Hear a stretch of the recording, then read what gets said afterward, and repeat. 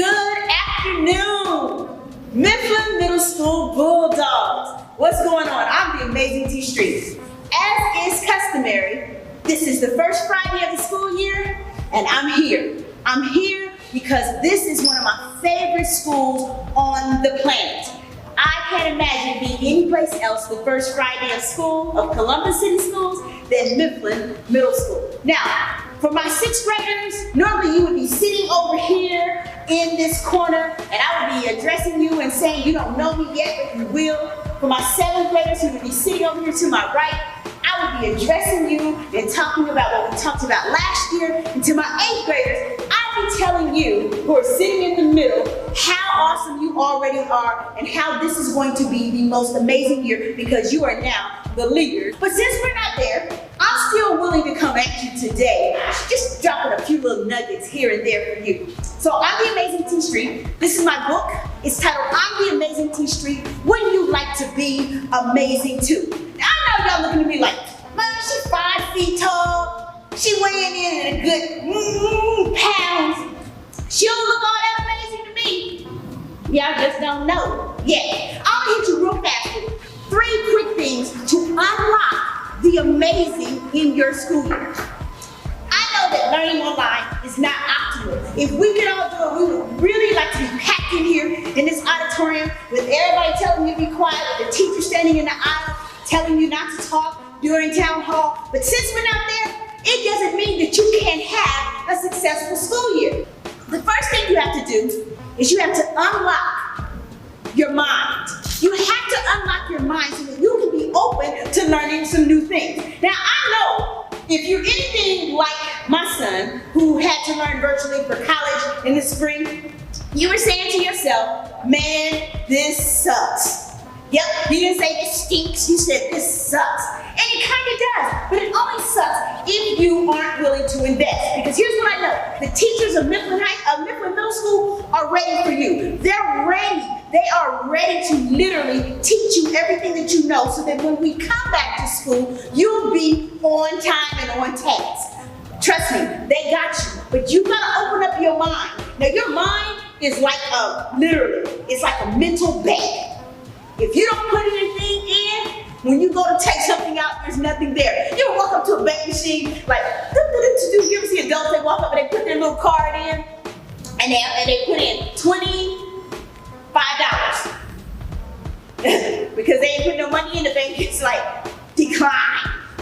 Then they put in $10, decline. Because here's what happened. They didn't put anything into the bank, so they couldn't get anything out of the bank. Your mind is the same way. If you don't put something in, you don't get anything out. So the first thing you gotta do is unlock your mind and be open to learning in a new way. That's the first thing you gotta do. The next lock that you've got to unlock is unlock the part of you that says, I can't. Unlock the I can in your mind.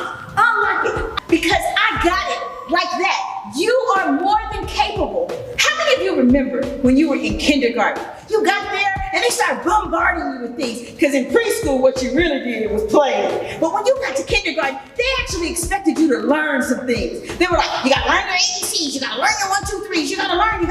And you're sitting there thinking, I'm never gonna learn all this. I gotta learn how to share, I gotta learn how to get along, I gotta learn how to stand in the line, I gotta learn how to ask and raise my hand if I gotta go pee-pee. You had to learn a whole lot in kindergarten. And I knew at that moment, like you were like me, you were thinking, I'm never gonna learn all of this. But sure enough, you learned everything that you needed to learn so that you not only mastered kindergarten, you were more than ready for first grade. And every year you had to learn just a little bit more. Just like you had it in kindergarten, I promise you, you got it in COVID-19 virtual learning world. Just like you had a lot coming at you then, you've got a lot coming at you now, but you are more than capable of accomplishing everything that you put your mind to. But guess what? That only happens when you unlock the I can and close out the I can't.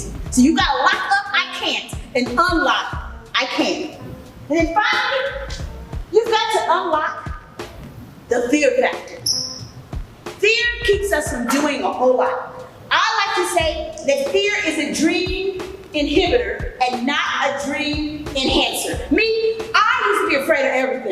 scared of snakes and spiders. I'm still afraid of snakes. I ain't even go front. Not afraid of spiders anymore. But growing up, my two biggest fears were heights and flying. Well, they kind of went together for me. If you fly and you up high. So I was scared. I was the kid who would get on the plane. I cried one time all the way from Columbus, Ohio to Los Angeles, California. A 5-hour drive. I know by the time we got to California, they were ready to what? Toss me out the plane. I'm that kid. I had that low grade cry. I was like, I wasn't that screaming. I wasn't that kid. I was so they had 5 hours. I know they were like, can y'all give her something to knock her out because she is annoying. Because I was definitely afraid of flying. But I had a dream.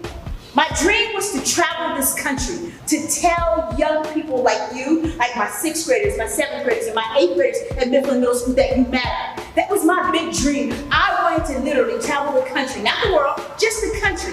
Yes, I've been different parts of the world, but my dream was to tell kids in this country that they matter. But the challenge is for me to fulfill that dream, I had to what? Get on airplanes. I had to learn how to get over my fear of flying. So it's called facing your fears.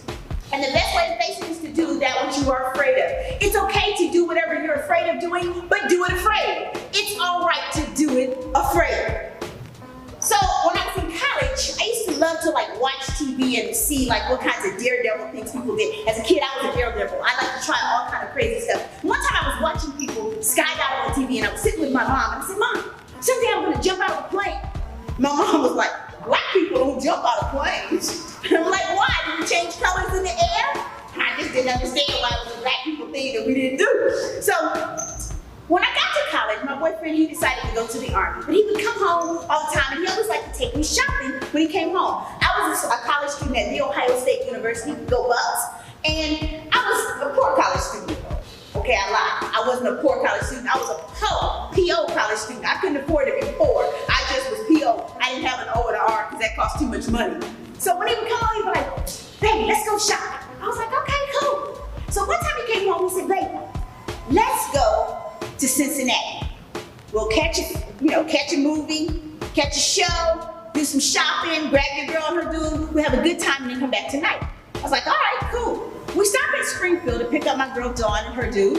And while we're there, I'm driving. We're going the back roadway from Springfield to Cincinnati. And we had to pass the Wright-Patterson Air Force Base. And it's called Wright-Patterson because Ohio, not North Carolina, is the birthplace of aviation because the Wright brothers were born in Dayton, Ohio. And so we're passing this big old airstrip, and it's where they do air shows and people go skydiving. I had always wanted to skydive, but I didn't even go front. I was scared. So I was like, no cap. I was petrified. No cap. I was like, yeah. So I'm driving though, and I'm talking trash. You know how you do with your people? I was like, baby, someday, this big old sign on the side of the road, it says skydive today. $200 and a 2-hour class, and you can jump today. I look at him like, baby, someday I'm gonna jump out of the plane. This dude, baby, do it today. Shut up. I was like, no, baby, I ain't got $200. He was like, baby, I got $200. I'm like, dude, shut up. My girl in the backseat tripping because she got a job and she know I'm poor, right? She gonna holler, I got $50 if you jump today. You know how people are, they always want to egg you on, but they ain't gonna do the thing that they're egging you on to do. Dude, don't do your work, this is stupid, but they doing their work. How crazy are we to listen to everybody else? I'm thinking $50 to a poor college kid, $50 is like $50,000, right? So I got visions of Pizza Hut and McDonald's because I'm a big girl dancing in my head. I'm like, man, how many Big Macs for $50? Then it hit me, you could die. So I'm like, no, I'm good. So they're laughing and come on, T. Her dude is like, I'll throw in another 100 if you jump to 150. I turn around, y'all go sit through this class. 6 people in the class. I'm number 4. They give you a number. I'm number 4. Dude who's teaching the class name is Paul. I'll never forget Paul. Because Paul's like, check, he's talking and talking and talking. And everybody in the class is talking. I can't talk, y'all, because all I can do is listen to my heartbeat in my ears. And I'm thinking, I'm gonna die. But everybody else in the class is talking. Dude is like, I hang wide, I rock wide. what? Shut up.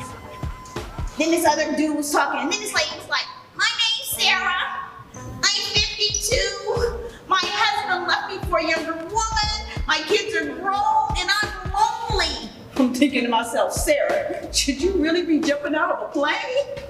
But I digress. So we're up there, and everybody's talking. I'm not really paying attention because I'm trying to think of how I'm going to get out of this. So I determined, since I'm number 4, if 1, 2, or 3 backed out, I was going to stay up there and keep them company because it was the right thing to do, right? And I'm thinking, I'm going to die. And so I wasn't really listening to Paul. It's kind of like how some of you are operating right now in COVID. Your teachers are giving you instruction, even though it's online, trying to help you be ready. They're trying to help to make sure that you're understanding all of the assignments and everything that's coming at you. But you're not really listening because you're distracted by video games, you're distracted by your parents hollering at you in the background, you're distracted by the fact that somebody cooking bacon and you want to go and eat and you don't really want to be listening to your teacher right now because you're at home. This is when you really have to dig deep and focus. You've got to really center your mind on what's happening on that screen. Because I'm telling you, I wish I had been listening to Paul, but I ain't even go front. I wasn't listening, okay? I wasn't listening. But he said 2 things that caught my attention. He said, when your parachute opens, it will propel you back up. So Paul tells us we got to tuck when we land and roll. I'm thinking, oh great, I'll survive the jump and break my neck on the landing trying to tuck and roll. So I'm now panicked about 2 things, that parachute propelling me up and tucking and rolling. When we get up in the plane, and I'm number 4, the first guy gets up, Paul's giving him last minute instructions at the door, but dude has got this. He's that dude who does everything. He's bouncing like he Muhammad Ali boxing and stuff. He's bouncing at the door. He turns around after Paul gets done, pulls his goggles down, he turns around, that's what he does. We're like, he's gone. Next dude gets up, he's nervous. But he likes girl number 5. He don't want her to know he's scared. So he starts walking to the door like this.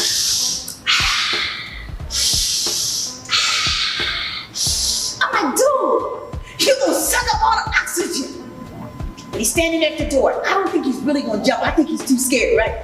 Paul's talking to him. He won't pull his goggles down. He's standing there. He starts backing up a little bit. I'm like, don't do it, dude. I'm sending him the vibe. Don't do it. We got your back. We'll stay up here and keep you company. Ain't no shame in your game. Don't do it. He's standing there. Paul's talking to him. He moves up, looks out, he backs up. I'm like, that's right, dude. Keep backing up. Keep backing up. But all of a sudden, he pulls his goggles down. I knew he was gonna jump because he did this. I'm like, oh man. Sure enough, he was gone. My only hope was 52-year-old Sarah. Sarah came out. She started walking like this. She was spooked, y'all.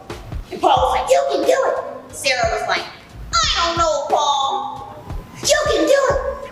I don't know. I'm like, good girl, Sarah. But Paul used reverse psychology. He hit her with, what you got to lose? Your husband left you, your kids are grown? That's cold, Paul. Shade, oh my goodness. But it worked. Sarah was thinking about some things, right? Sarah pulled out her goggles and next thing I know, she was gone. So now it's my turn. Now I, at the time, am a 19-year-old, cool black girl college student with way too much swag to go out like a punk, right? So I'm like, I get up and I start walking to the door, I'm mean mugging the door, right? Like this.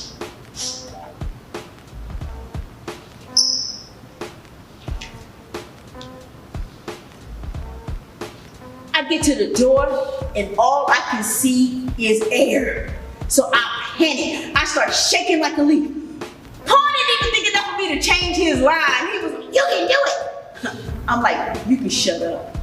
Because I decided if I'm going to die today, I'm going to do it because I want to, not because Paul's telling me to. Because what? I make my own decisions. And all of a sudden, I'm standing there at the door, and this is where the Amazing T Street comes from. It comes from being a voice in my own head telling me that I'm amazing. I don't need people on the outside cheering me on because the inside of me is always telling me that I'm amazing. And I'm sitting there, and all of a sudden the voice came in my head, and it was screaming, and it was like, I'm the Amazing T Street. I'm looking around like, y'all ain't hear that? It's screaming, I'm the Amazing T Street. So I decided to go with it, y'all. Like, I'm the Amazing T Street. Paul like, she crazy. He started backing up. I started talking to myself. I'm rapping right at the edge of the door. I'm like, I'm the Amazing T Street. I can accomplish death and find peace because I'm the Amazing T. Woo!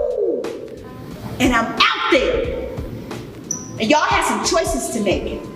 This year, you all have choices to make. Will you stay engaged until it's time to come back hybrid? Or will you check out? Will you check out and say, I'm not doing this, I don't want to learn, I don't care that Mifflin is the #2 school in the district, I'm not going to contribute to making it #1. What will you do? You have tough decisions to make. And guess what? As much as your parents want it and as much as your teachers want it, no one can want a good education for you but you. You have to want it as much as anybody else, if not more. So I'm standing there and I've got tough decisions to make. Like, do I panic, hyperventilate, fall to my death? I'm like, no, baby. So I made the decision, I'm up here anyway. Might as well do some things I couldn't do as a voluptuous girl on the ground. Voluptuous, big word for big girl, right? I decided to do a cartwheel. I'm like, yeah, oh, sucky now. Backflip, I'm like, that's what's up. Man, I was having a ball. Then I remembered, oh my God, I'm getting closer to the ground. I see these things that look like ants. I'm still way up, but I see these things that look like ants. I later learned that they were people telling me to pull my cord. This is when I wish I had really been focused. There's gonna come a time when that test comes that you're gonna wish you had been listening to your teacher. When the test rolls out. I wish I had really been listening to Paul, because when I pulled that ripcord, y'all, that thing jerked me so hard and so fast, it was like, phew. To this day, I still believe I saw my heart come up and out my mouth. I had to catch my breath, I'm like, and I started, I'm like, whoo, whoo. And just as I'm getting my composure, it's time to what? Tuck and roll. Guess what? I decided I probably couldn't survive a broken neck, but I could survive a broken leg. Young people, it's okay to think outside the box. It's okay to do schoolwork your way. It's okay to figure out a schedule that works well for you. It's okay to figure out if sitting on a pillow or leaning in helps you learn better, or hearing it several times from your teacher helps you learn better. It's okay for you to do education your way. Think outside the box. I made up my own living. I came to the earth. Yes, I look crazy, but I did not care because I came to the earth looking like this.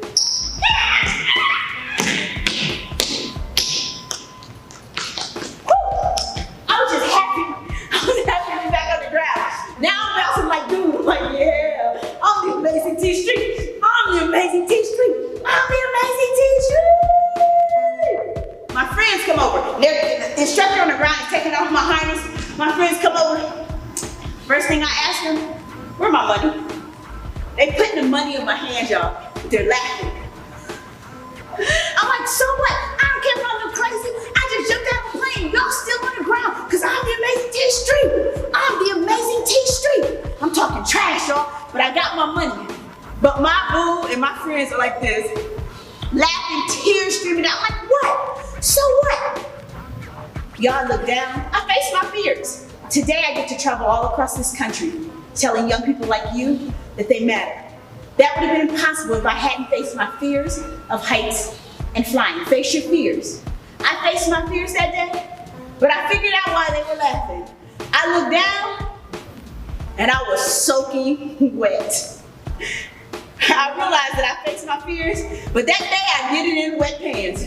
Because guess what, Mifflin? When the parachute went up, the PP came down.